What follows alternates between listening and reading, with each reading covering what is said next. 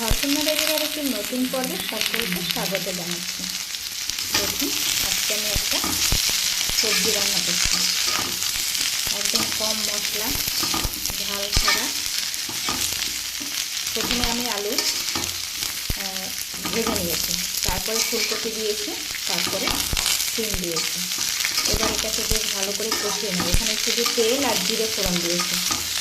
তেলে জিরে ফোড়ন দিয়ে খুব সুন্দর করে কষিয়ে নেব। এটা লবণ হলে কিছুই দেয়নি, পরে দেবো।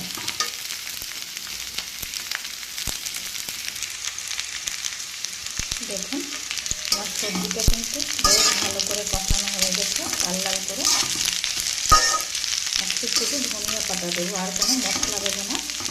ফোড়নে দিয়েছি জিরে, আর সবজিটা বেশ ভালো করে কষিয়ে নিয়েছি।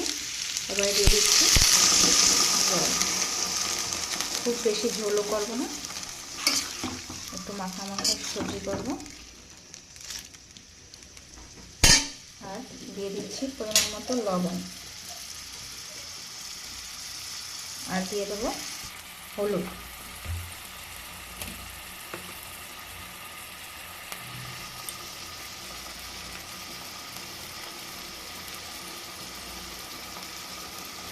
এবার এটা মিশিয়ে দেবো।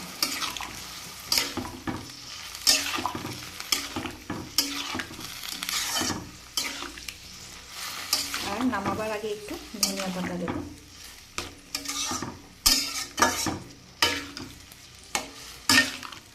আর এইদিকে আমার ভাত হচ্ছে।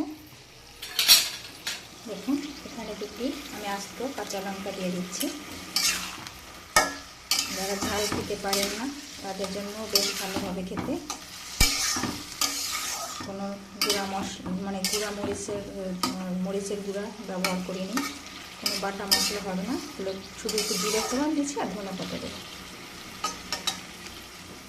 এবার এটা ঢাকা দিয়ে দেবো। দেখুন, আমার সবজিটা কিন্তু অনেকটাই সিদ্ধ হয়ে গেছে। এই যে সিমও সিদ্ধ হয়ে গেছে, আলুও সিদ্ধ হয়ে গেছে, এই যে ফুলকপিও সিদ্ধ হয়ে গেছে। এবারে আমি এই যে একদম দেশি ধনিয়া পাতা, এটা খুব সুন্দর সেন্ট আসে, এটা দিয়ে দিচ্ছি। এবার এটা নেড়ে চেড়ে মিশিয়ে একটু ঢেকে দেবো। 1-2 মিনিট পরেই নামিয়ে নেব। আর কেমন লাগলো আজকে আমার এই সবজির তরকারি, নিরামিষ তরকারি, কম মশলা, ঝাল ছাড়া।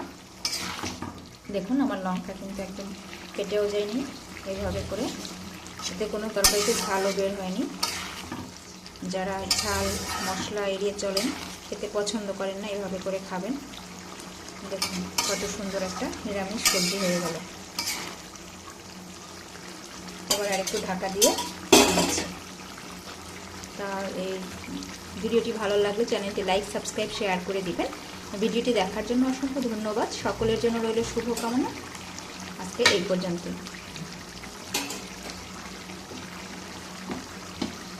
ঢাকা দিয়ে দিচ্ছি।